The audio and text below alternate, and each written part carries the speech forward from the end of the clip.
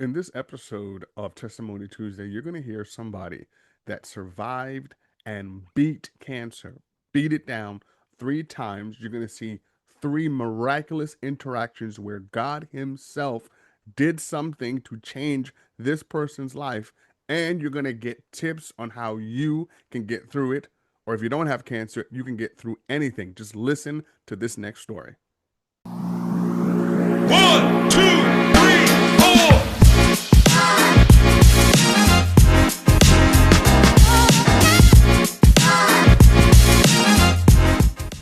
What's up, everybody? Welcome back to the podcast. This is Testimony Tuesday, formerly Temple Talk, and we have an amazing story for you today. My guy, this guy is a brilliant human being. I've known him over the years. I've seen his work over the years, but in recent years, have gotten to work closely with him in the real estate space. But more importantly, recently I got to hear his story that was so powerful. I had to ask him to get on the podcast to share his testimony of how God brought him through and saved his life. Not one time, not 2 times, but 3 times, and still going strong. This guy, if you see him in person, he's rock solid, steel, iron, hits the gym every day, a ball of inspiration. My man, John Krause. What's up, brother? What's up? What's up, man? Those are some kind words. I hope I live up to those for you. Already have, my brother. Already Thank you. have. Thank you, man. So if you Appreciate don't, for those that don't know about this podcast, since we're kind of bringing it back, it was formerly Temple Talk, where we spoke about different aspects of how to take care of your temple, the temple that God gave you, whether that's mentally, physically, emotionally. We went through all of those things, and God gave me this vision to get deep into testimonies and showing people that miracles, signs, and wonders still happen today. They still happen today, and people are walking around living miracles that so many people do not get to hear, but I'm going to try to push them to you so you can be encouraged, you can be inspired. And my guy John here is one of the people to start this off, and I am honored to do so. John, can you give people a bit your background before we get deep into your story, a little bit of your history? as far as career, Yeah, etc. yeah, Yeah, it's yeah. career, So etc., life. Yeah. yeah, I mean, we could have another separate podcast on that because it's far deep and wide. Yeah, so I'm the guy who went to college and did all the right things as far as job goes or the steps, right. Went to college, got my bachelor's, and got out. Was like, what am I gonna do with my life, right? So I was like jumping from this and that. I actually my first real job was at a gym. I worked at a health club. I was sales, and I was like sales over slime balls. I just had that notion of the cheesy car salesman. But when I figured out that selling something that you believe in, like truly believe in, really was just natural to me, and I enjoyed it. So I got into the gym business. I ran some health clubs for like 4 or 5 years, and then got to kind of the peak of that branch or that company, and I was like, well, what's next? Then I found myself into the mortgage business. That's when I first went into the mortgage business. Was 2004. Excuse me. It was, yeah, about 2004, and loved it, enjoyed it, loved it, rode that thing until we all know what happened, the crash in 2008. Got a little crazy there. I exited stage left. I'm like, I'll never come back to this mortgage business. It's not for me. I can't rely on it because things were high. And then it just, for so many people in that business, they lost a lot when they left and when it crashed. A lot of people went from really making good money for themselves and their families to making nothing. And it's just, you just didn't see it coming, or at least we didn't see it coming where we were sitting. After that, I went back into the mortgage business. I ended up partnering with a guy, and it's not mortgage business, fitness business. Partnering with a guy, and we built a second location to his company in Meriden, Connecticut, and built a gym. And I ran that for a few years, and then I was just like, bored. I was like, what's next? Like, this is like, now I'm running a gym, even though I had a little piece of ownership of it. For me, it was just I was back to kind of square one. There was no progress there for me, and I got bored, and I found myself in the insurance world, and it was always that same thing. Always like I'm here, but I'm here, but like there was always something Mm. more that was missing, and you could call that God tapping on me. I strongly believe he was kind of trying to show me other things. Um, Led me to a lot of different jobs. I mean, ended up getting my MBA at a certain portion in 2010. Trying to figure out like where am I supposed to go? Like, what am I supposed to do to provide for my family, help provide for my family? Because my wife also is a professor at University of Hartford. So to kind of be a part of that and really help us kind of do what we're supposed to do, I just wasn't finding any satisfaction with any of the things that I was doing. And then, I landed on a job that I enjoyed. It was with a small company, but I was still like looking for more, always looking for more. I'll kind of skip over kind of the what happened then because I'll get into my story, my testimony. But the job stuff eventually led me back to the mortgage space in 2017. 2017, I was like at a crossroads. I'm like, what am I doing? Like, John, you're gonna be, I forget what I was gonna be. I was in my 40s. I'm like, you time to figure this out here, bro. It was one of those things, and I'm like, all right, well, what kind of career out of the bunch of careers did I enjoy? Did I get the satisfaction from? But I also financially could take care of my family. And I was like, well, I mean, a lot of people have been talking about the mortgage business for a long time and telling me to get back in and let's explore it. And then I get a random Facebook message from somebody, hey, do you know any loan officers that I'm recruiting for as loan officers? I'm like, no, I'm in the insurance world. He's like, well, what about you, John? And I'm like, funny you should ask. Um, jump back in 2017. I saw that as like that tap on the shoulder, like, yep, this has got to be the way that I should go. And since 2017, working through for a company, working for a broker, now I launched my company, Starbucks Capital, in 2019, and here we are today, running that company, doing commercial mortgages, investor mortgages, business loans, and merchant services. So that's where we are job wise. I finally found my calling. Didn't realize all that dissatisfaction was just God telling me like, John, you're supposed to do more like entrepreneurship and sow out and like and bring other people like and help grow other people, not just for yourself, but just for the kingdom and for everything else. So it led me to Starbucks and led me to so many more things. John, all of that is absolutely incredible, and that's quite the journey. That's There sounds like there were a lot of twists and turns in there, Oh man, and yes, yes. and people that may be listening may be at a twist or a turn in their life. When you think about the stuff that you've gone through, how did that fortify your relationship with God? Because you had mentioned that you felt like it was God tapping you on the shoulder quite a few times. Yeah, I mean, through life, I always felt like I had that calling somehow. I'm like, got a greater purpose. God, I grew up as a Protestant guy at a church. We went to church, on the required days.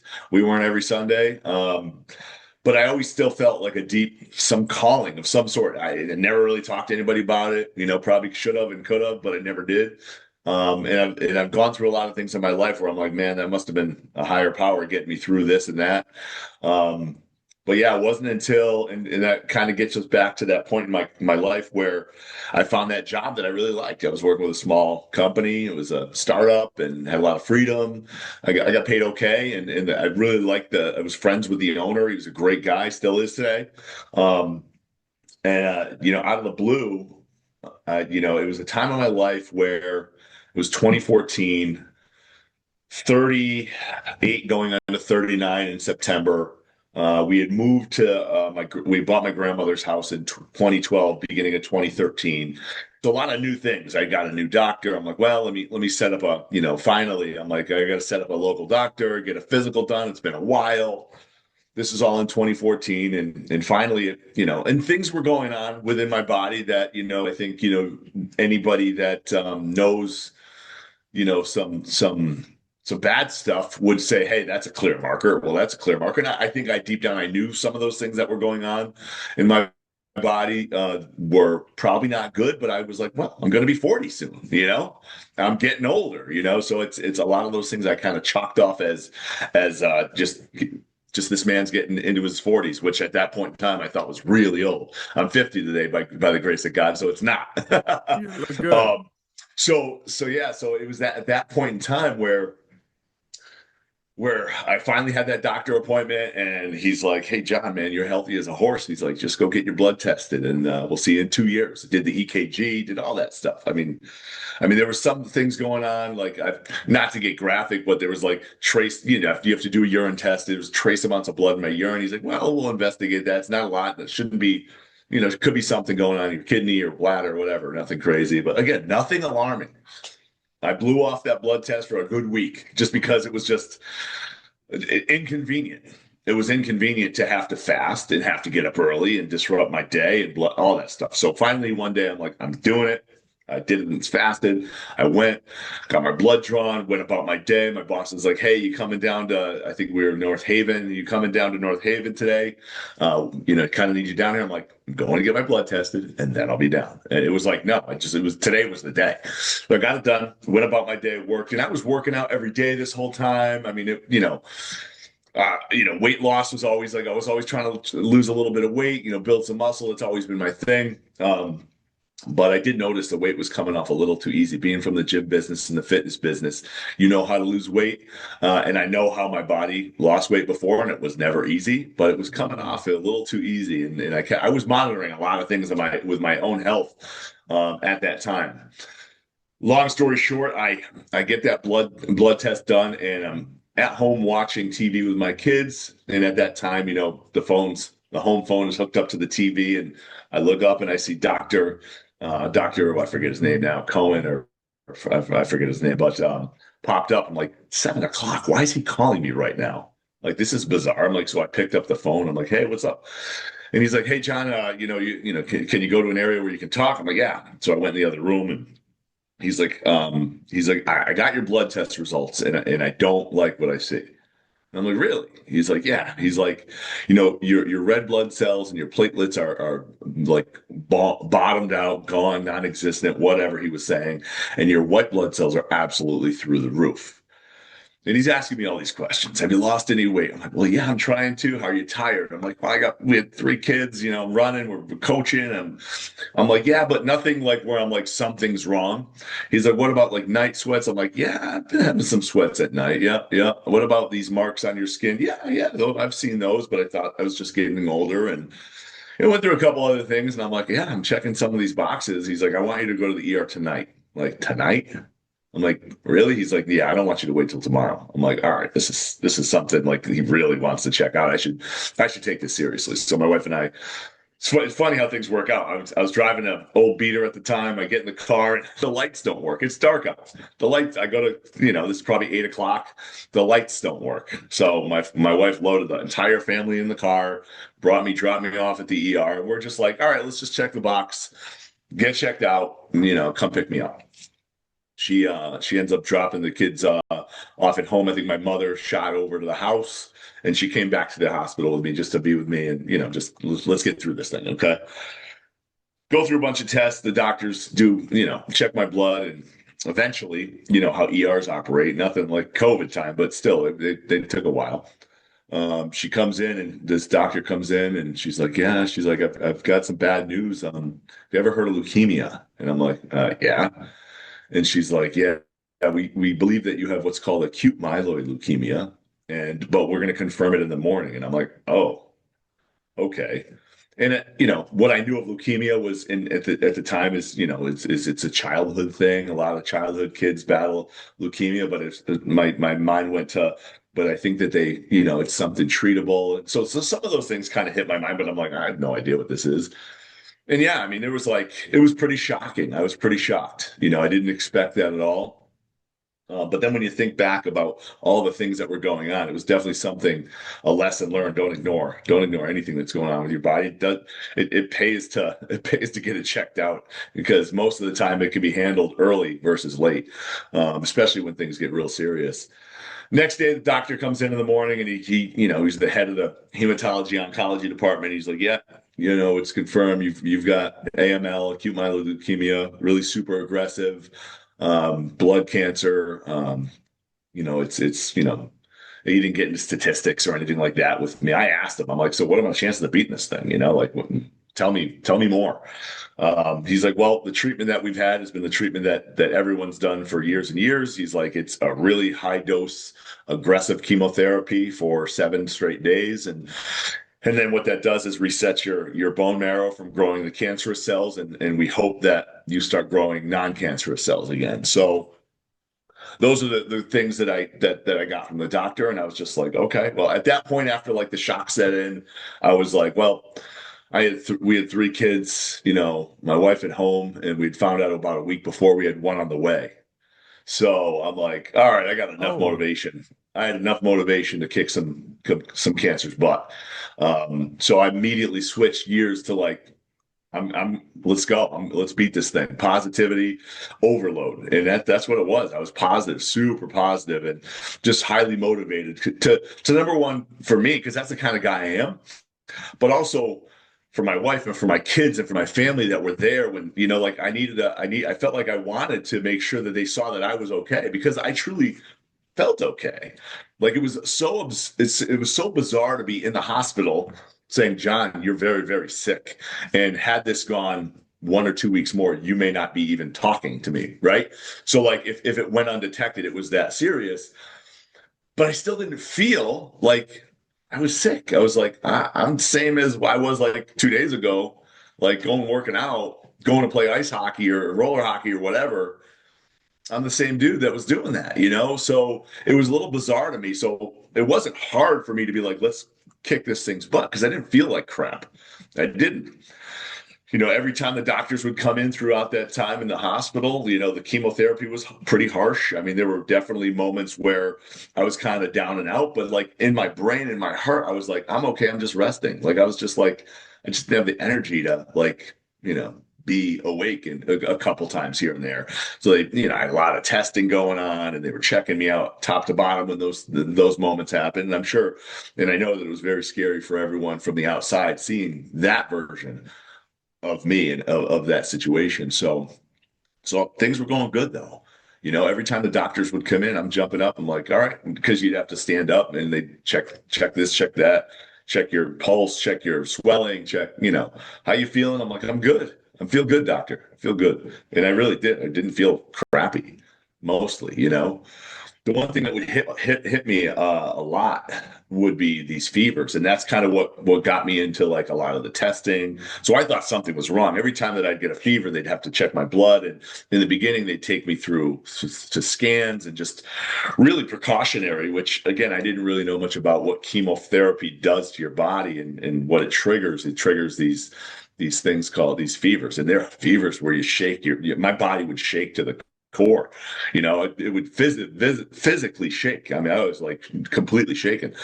So you go through those, and I was going through those, and day whatever it was. This was September 11th of 2014, and call it end of September. So I spent my birthday obviously in the hospital, and doing that, and which was fine. Everyone sang to me on video. It was fun. But like, getting through that, and I was okay having visitors, people bringing me food, sharing lunch, praying with people, like my family. It was just, you know, it brought me to a moment in life where it slowed me down. It slowed everything down. And at that moment, I'm like, really nothing else matters except for getting better. Nothing else mattered. I had my stepfather come in and family come in and be like, don't worry about your bills. Don't even think about them. We got them. I had my boss at the time reach out. He's like, don't worry about it. You're going to get paid your salary because you need your insurance. I had a full salary, not sitting from the hospital. I didn't go on like disability. My boss, since he's a small, he paid me my full salary the entire time.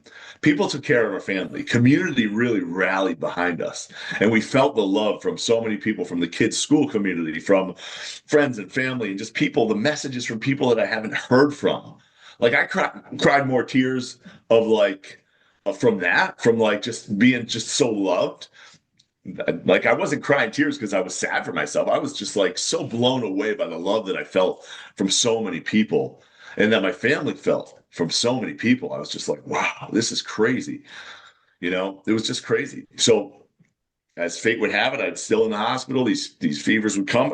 I'm like, all right, we got to be getting to the end of this. These numbers are coming back. My blood cells are rebuilding. This is good. This is what's supposed to happen.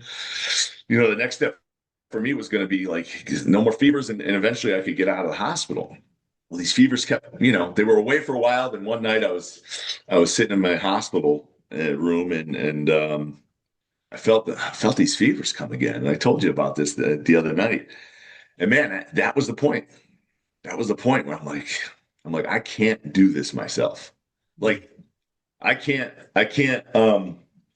be so positive that this is gonna be gone. That I'm gonna, it was one of those moments in life. It was the moment in my life where it was like, this is bigger than me, so much bigger than me. Mm. And early on, when I was in the hospital, my friend texted me, and he had gone through some trials when he was younger. We were much younger, and some real rough stuff.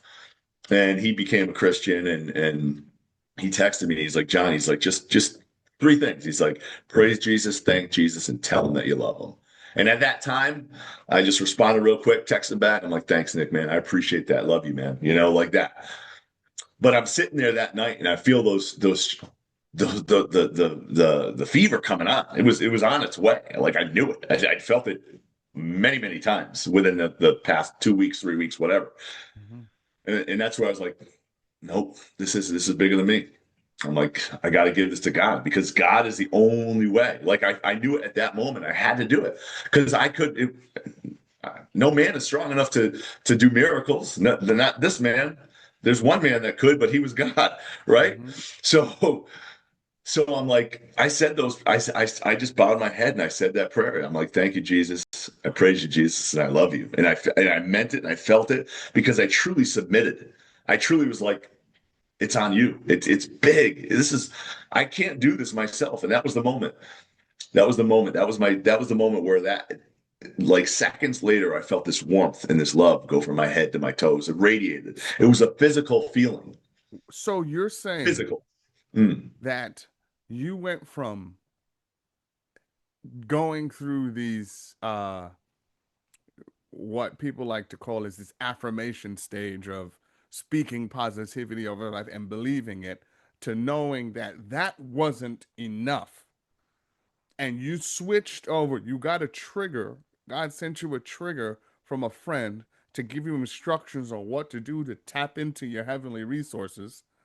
And then from there, you went and realized, you went and you said, thank you, you received it. You went back to believing, but you were like, the problem is still coming.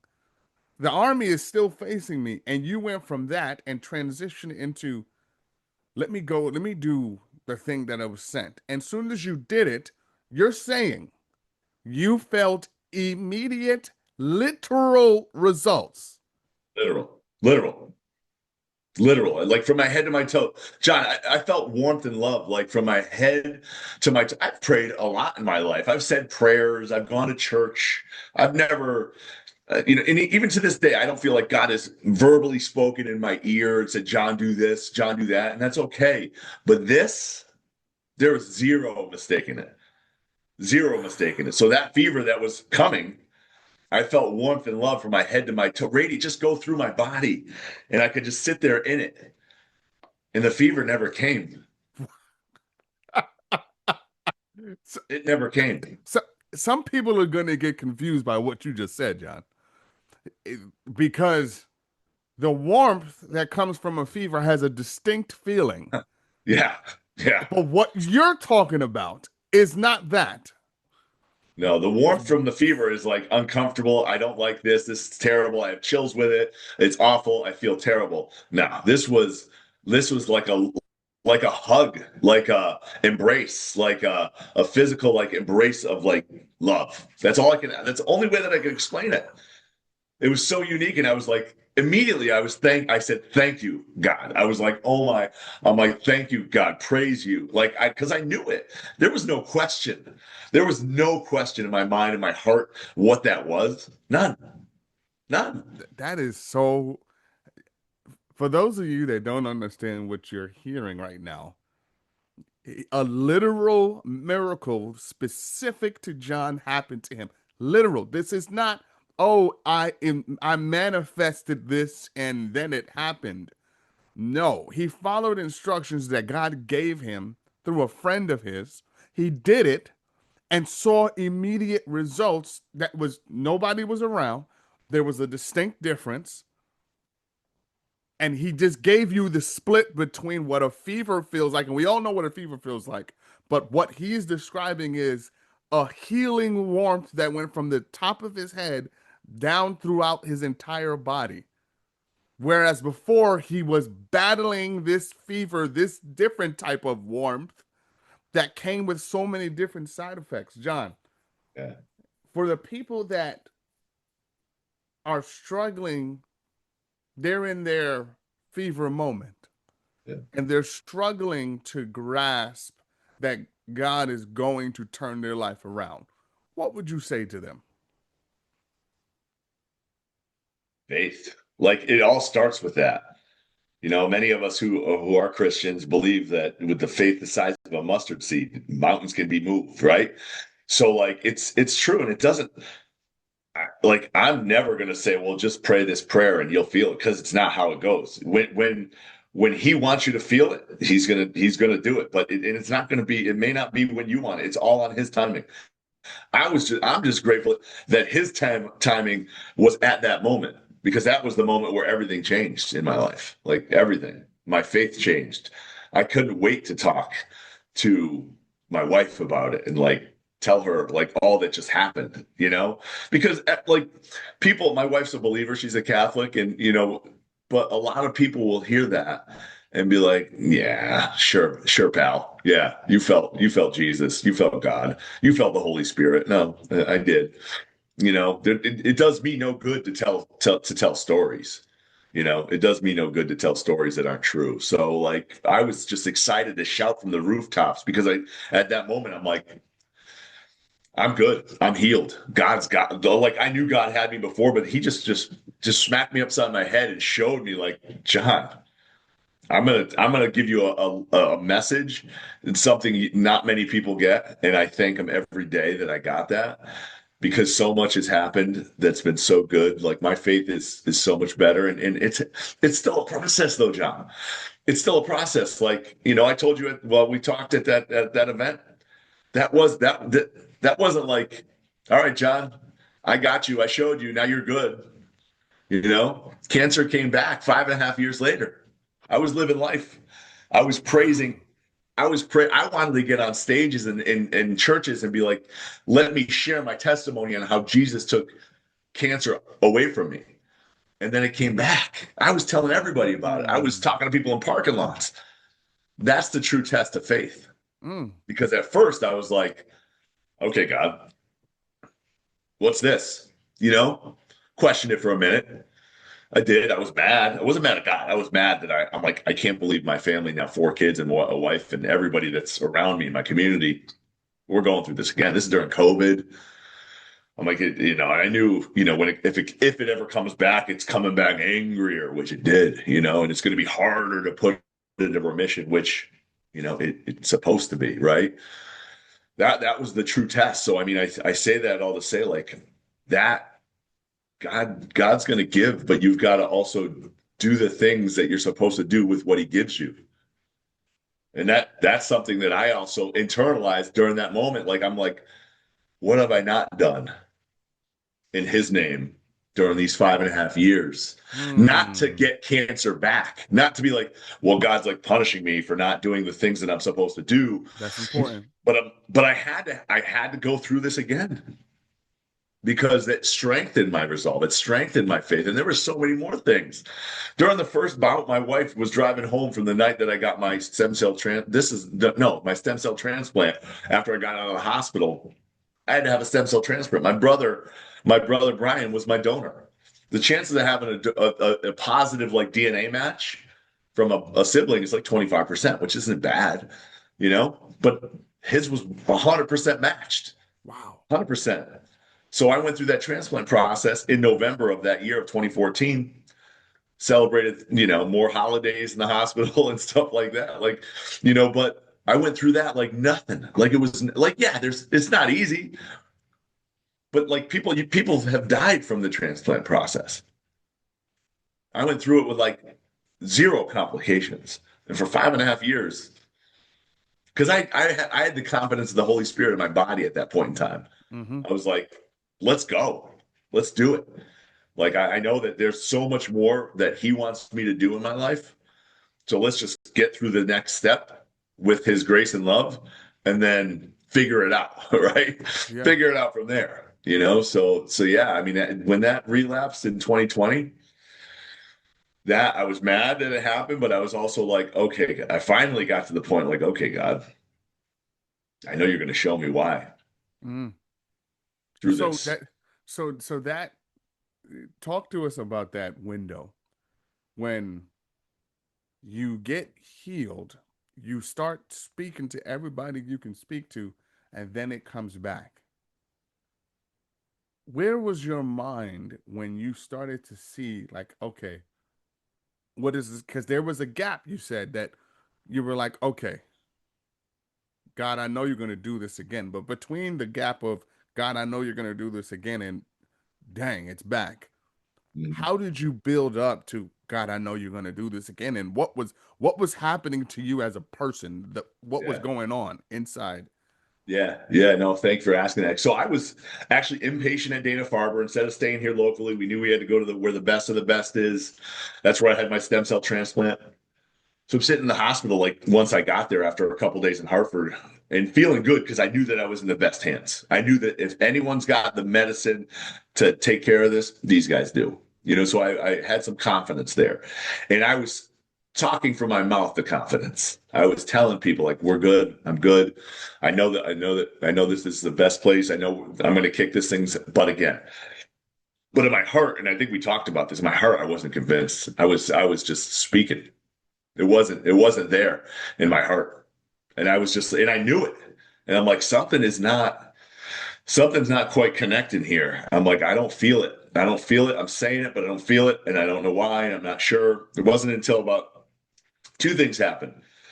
I got the thing to two things happened that built my confidence. One definitely more important than the other, but one was kind of pretty cool to see.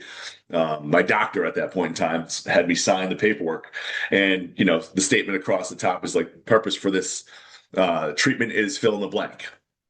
So my cancer that I battled doesn't have a cure, right? Doesn't have a cure. No one in this oncology world, cancer world is ever going to say, we're going to give you this treatment so you're cured. Never, Yeah. never. It's just not like that. But she wrote cure on she wrote, this is a doctor, like a cancer doctor, wrote in cure. Mm. And I'm like, I read it and I'm like, okay. She believes it. I believe it. It was a really cool confirmation for me to see that because knowing after I went through what I went through and then doing the research and seeing how bad it is and how deadly it is and just the fact that I was still there even from the get-go as a gift. She wrote cure and I was like, okay, she wrote that. There's a reason for that. So that was step one. That was doctor doing that for me. And she could have been doing that because maybe she knew deep down I wasn't quite there in the head yet. You know, I wasn't quite there in the head yet. Maybe she wanted to give me a little extra confidence because she felt it. Like, you know, like we got you, John. But still, you know, going to bed, waking up before this all happened, it was like the week of my treatment. And I went to bed the night before treatment was going to start. And I think God came to me in that night and just poured that love in my heart and just gave me that like that confirmation. And I don't remember exactly what it is. I wish I journaled it, but that morning I woke up and I'm like, we got it. We got it. God told me. God basically, I woke up like, John, it was just like I had a whole different heart, a whole different everything. It was like night and day from the night before and the week before. Wow. So And I don't now know if it you, was just, yeah, I yeah, don't know. I still today can't explain it, but I woke up that morning like ready, ready. sometimes God puts us in these moments and in these spaces where the scripture, when you are weak, then I am strong, comes into play. And it sounds like you had a weak moment that allowed God to show superior strength, which then in turn ignited your strength and your faith in his ability. You Hmm. mentioned that she wrote the word cure. And I say, and that's so, and that's one, that's unusual. Two, it's so powerful to see that sometimes God will send other people to jumpstart your faith Yeah. when He knows that you've done all you possibly can for yourself. Yeah. And it's not lost on me the amount of faith that is required to deal with this for a second time. But Mm. God wasn't finished with you because you got past this. Yep. Take us through that, how you Yeah. got over, and then what happened after. Yeah, just at that point, I was ready to rock and roll. I got in and treatment started, and it was not it was harder to get through as far as like the chemo was a lot more harsh on my body, and it wasn't anything to be saying it was easy. Got through it another month or so in the hospital, and the cells came back, and this was in June of 2020. And got out of the hospital and went home, and immediately we started looking at exploring different ways to, instead of doing a stem cell transplant for my brother's cells, we were going to do this trial where there was some sort of a different trial chemotherapy that I go on and get some of his cells, my brother's cells, and they manipulate them to be more angry or whatever it is. I don't know the doctor's terminology, but and I was on that trial. So I was going through that. This was 2020. I started that trial July 29th of 2020, where I went to Dana-Farber, received his T cells, started the chemo thing, and things were going. Things were going. Prior to that, when I got home, though, this is where that lesson of like, okay, God, well, what am I supposed to see here? What am I supposed to learn from this? What are you showing me here through this trial? It was in the 5.5 years that I was in remission the first time. My wife and I were like, we need to get back. We need to. Not everyone has a community and the people around them that we have. So we started doing golf tournaments for the Jimmy Fund for Dana Farber, and we put on golf tournaments every year, raised almost $100,000 throughout that 5 years for the Jimmy Fund, doing those golf tournaments. So these are the things we recognize that not everyone has the community that we have support. So let's help those other patients that may not have what we have, supporting them. So I'm in remission and I'm home after battle number two. This is in June, probably beginning of July. Yeah, actually, it was beginning of July. It was on crazy. It was on my brother who donated my stem cells birthday. It was on July 10th of that year. Wow. And didn't realize this until about a year ago. I didn't realize the date. Another God thing. So it's on July 10th of that year. I'm sitting at the table in the dining room. We're talking to my wife. We did this fundraiser, raised some money for T-shirts and whatever, and we'd use this thing called Custom Ink. I think that was the link where they build the T-shirts and people can buy them and they ship them and made it really easy. My wife didn't have to deal with any of that stuff during the hospital stuff. So she's like, well, for our next tournament, we should do that for the volunteers. Let's just order them through there. It'll be easy. And then some of that money will go to the foundation. In this whole 5.5 years, we never once called the Jimmy Fund a foundation. Not once. So when she's the second she said that word, it was like zap, like God's like, yep, that's it. And as soon as she said that, I'm like, well, we need to create a foundation. And it wasn't like, oh no, should we go to it was immediate. It Hmm. was no hesitation. Tatum, my wife's name is Tatum. I'm like, Tatum, we have to create a charity. That's it. That's what God needs us to do. We need to help more people. We need to personally be involved in handing over a check to somebody when they fall on the sudden crisis. And at that point in time, we didn't really know who and how we were going to help them. But at that point in time, I knew we had to create a 501(c)(3. And I had thought about it 5.5 years ago, but it was too big. It was too much, too hard, you know? Hmm. But at that moment, there were no barriers. Yeah.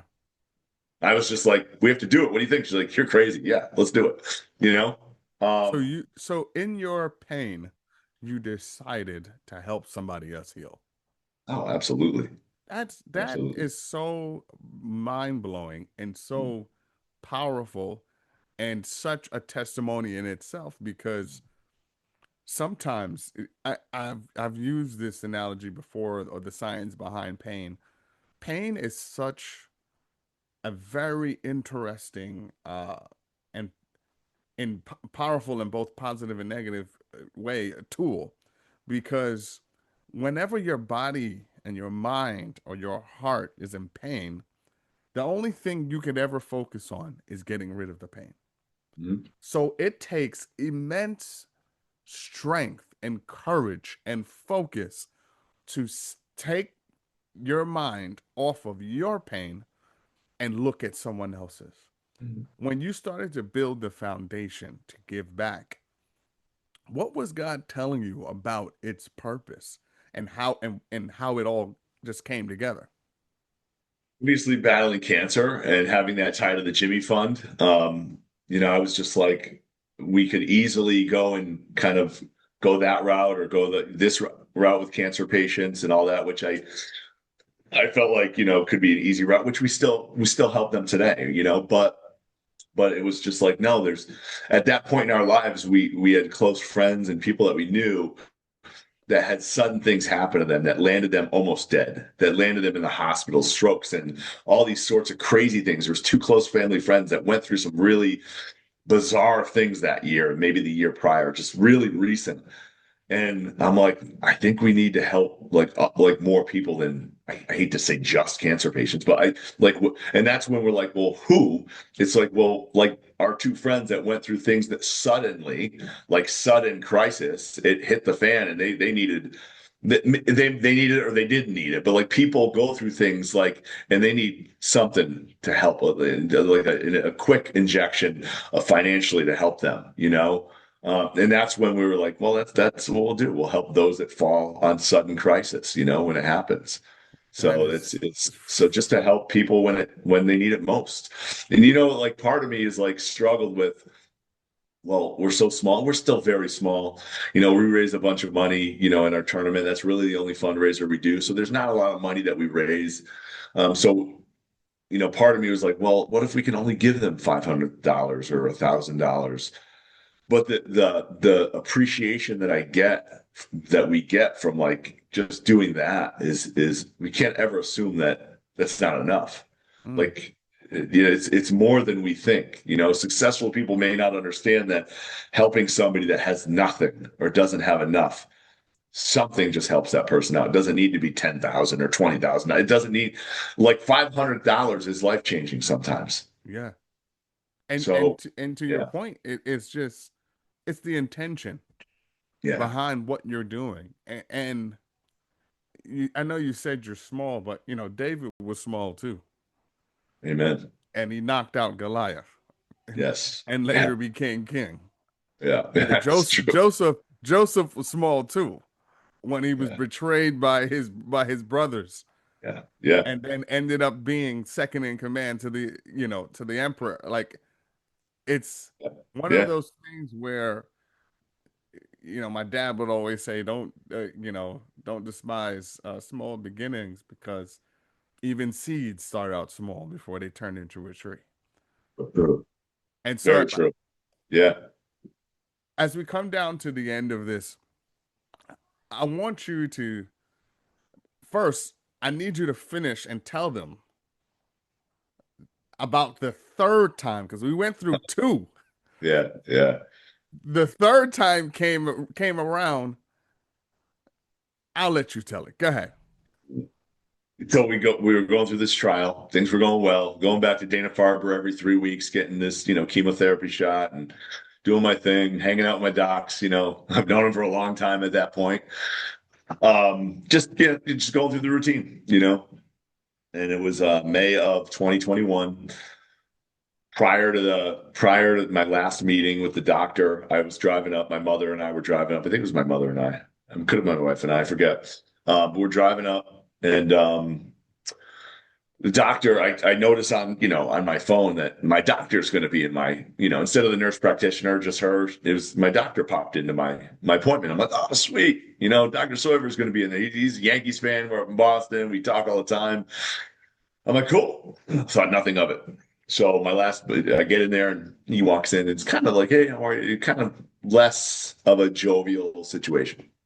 He's like, he's like, your last bone marrow biopsy, which I had a lot of them, revealed some cells, on the cellular level that showed that the likelihood of this cancer coming back again is high, very high. I'm like, it's because, my cells went back to my normal cells or my brother's cells.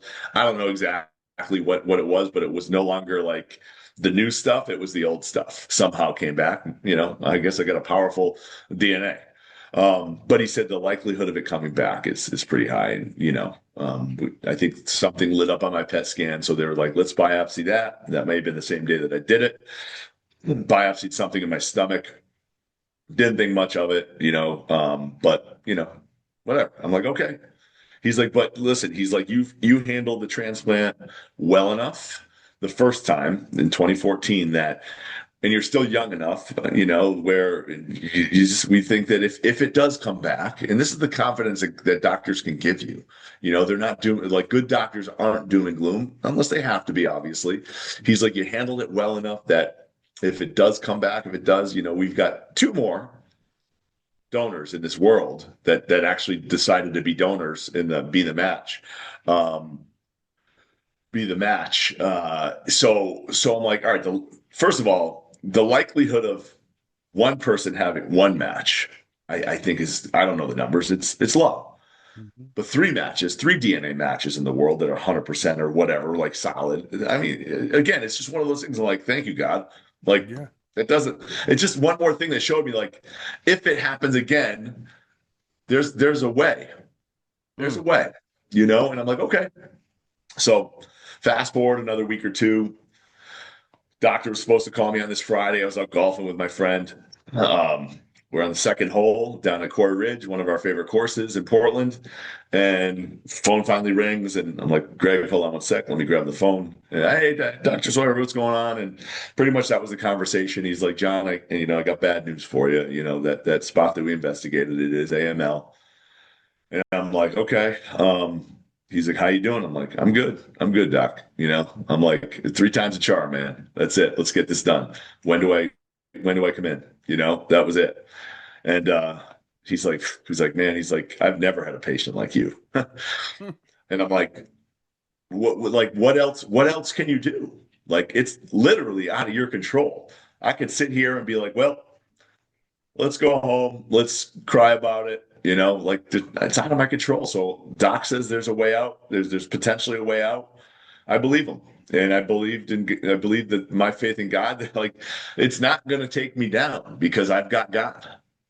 I firmly believe that. I called my wife. I'm like, hey, I kind of knew it, but I didn't want to say it, but it is back, and we got to battle again. And she's like, "Are you okay?" I'm like, "Yeah, I'm okay. I'm golfing. I'm gonna go finish these next 16 holes with Greg, and I'll be home, and we'll call the doctor, and we'll get the rest sorted out." That next week I went in and had to battle again, and that was it. It was basically a year to the day. Now we're in June of 2021. Where I'm back in the hospital, deja vu. I get to go on my floor with my favorite nurses. Like it was like family. It was like reunion. They're like, "What are you back here for?" I'm like, "It's back," and they're just great people around me up there all the time. Went through that whole thing, and this is the cool part. I think I told you about it. I'm in the hospital, and my family we go on a camping trip every year to Maine, and my, this is July 4th of July week. We always go, and based on the timing, I was going into the hospital on the 10th, the 9th or the 10th of June, Mhm. and we knew this is going to be at least a 30-day window before I can get out, based on just how chemo kills it, grows it, you're out, that kind of thing. So I'm like, you guys got to go. You got to go. I'm like, no matter what, you got to go. And I said, I think that I'll be out in time to go. I really do. And this is early on. I'm like, as time went on, she's like, I don't know if I should go. We should go. I'm like, no, you guys need to go. We'll figure it out. So I'm talking to a doctor probably a week or two before the 4th of July break. I'd been there for 2 weeks, maybe 3 weeks, whatever it was. And she comes in, she's like, oh, things are, they're just starting to come back. And I'm like, oh, good. Like trace, like, chemo hit, it killed everything. Now it's just barely starting to come back. And she's like, I'm like, how long do you think I'll be okay to leave? Like based on your experience, she's like, well, probably, 15 days or so, or 20 days, whatever. I'm like, I don't think so. I'm like, I don't Mm. think so. Something's telling me that I'm going to get out much earlier. I really believe that. And that's, as it got to it, like my numbers jumped one night. They like Ah, tripled one night. They like one night, they just one went from night. like minuscule went and just went boom. Like, so I'm like, see, I'm close. And my family went on vacation. I think it was Saturday or Sunday of that weekend. My wife was coming to get me on Tuesday. And she drove me up to camp. And I was at camp and with a port coming out of my chest, and I was there. I knew. I'm like, and this was July. This is July 2nd or 3rd or whatever it was. Second, no, it was the 3rd because it was my son's birthday, my youngest son's birthday. I got there, and it was under a month. It was under a month. I'm like, I knew it. I was like, nope.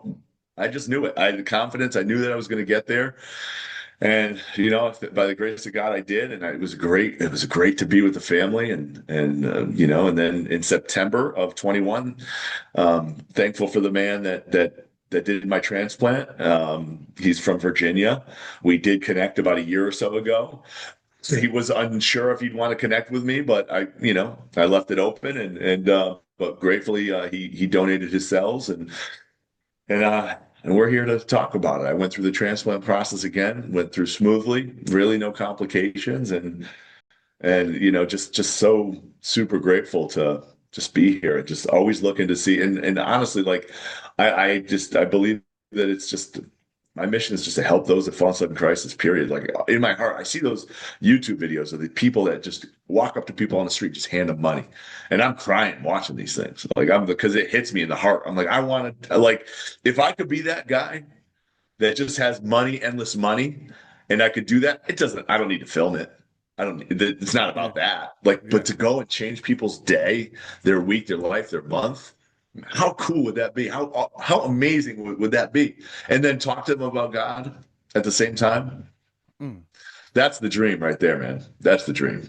John, two things. One, your faith made you whole. Amen. The same words that Jesus said to the woman with the issue of blood, Yep. Yeah. same words. Your faith on the third time made you whole. And I don't want it to get lost. You said in one night, your numbers went from minimal to almost maximum in one night Yeah. They, because and the they faith started, they you were had. jumping. They were just jumping. By the time I got out, they're like, your numbers are like so high right now. They're so good right now. And I'm like, what? And that doesn't make any sense because my marrow really wasn't set to produce because it's been through all this before. It really, during my transplant, when I had this 27-year-old man's stem cells, it was jumping in like even faster. But like it didn't make sense that it was jumping the way that it was the third battle. It just didn't make sense because it just I don't know. It makes sense. It makes sense, but it Yeah, doesn't make sense to yeah, men. yeah. Yep. You know? That's Yeah. God sense. Yeah. That's Yeah. not ours. That's not common sense. That's God No sense. doubt. No doubt about it. Brother, you have been such an inspiration, and I can't tell you how many lives you're going to change just by telling your story on the podcast today. I want to give you space to speak into camera and to encourage somebody that may be going through what you went through or something similar, and they see this because God allowed them to see this, and they need some kind of hope. What would Mhm. you tell them? If you've been living your life and just being like, yeah, yeah, I'm giving it to God. I true, I have faith. You know, you have to look in the mirror and ask yourself, do you? And that's one thing that I realized is as you're going through it. And with everything, I realized I needed to do better. Even still to this day, give everything, finances, everything to him. And just that your full blown faith is where you need to be. Trust, and that's the hardest part. The definition of faith is I mean, Blind, complete blind faith, knowing and trusting that he is there for you and he will take care of you. That's what I have to say. It's like, just make sure that you really truly, it's like I said in my journey, the second battle, it wasn't in my heart, it's like I wasn't ready. But thankfully God got me back there to be ready. But yeah, no, I think really you have to just check yourself. If you're telling yourself and telling other people that you're a believer, that's good. You're saying it. Are you truly doing it? Are you practicing it? Understanding who you are is one thing, but understanding whose you are is something else. Absolutely phenomenal. Ladies and gentlemen, we're going to give a big round of applause to my man, John Krause, the three-time champion. The three-time champion. And I am so grateful and honored. For those of you that are listening to it, make sure you like, comment, and subscribe and share this with somebody that needs to know that miracles, signs, and wonders still happen today. He battled it 3 times. He overcame 3 times. You've heard 3 different ways God has changed his life in such a miraculous way that it doesn't even make sense to the human brain. He was healed from fever that ultimately transitioned into healing from cancer the first time. The faith that was injected into him from his doctor the second time, and the faith that doubled the compound interest of the faith from overcoming it 2 times before, had him shorten his stint on the third time so that he made it to his son's birthday party on vacation with his family, that he was speaking that into existence. The miraculous jump in his numbers in one night. One night. You can get over anything. If you heard anything from John's story today, you can make it. You will make it. And one day you will be a miracle, a sign, and a wonder behind God's doing. John, thank you so much. I appreciate you. And for those that are watching, continue to show love, continue to believe, and continue to have faith. We'll see you on the next one. 1, 2,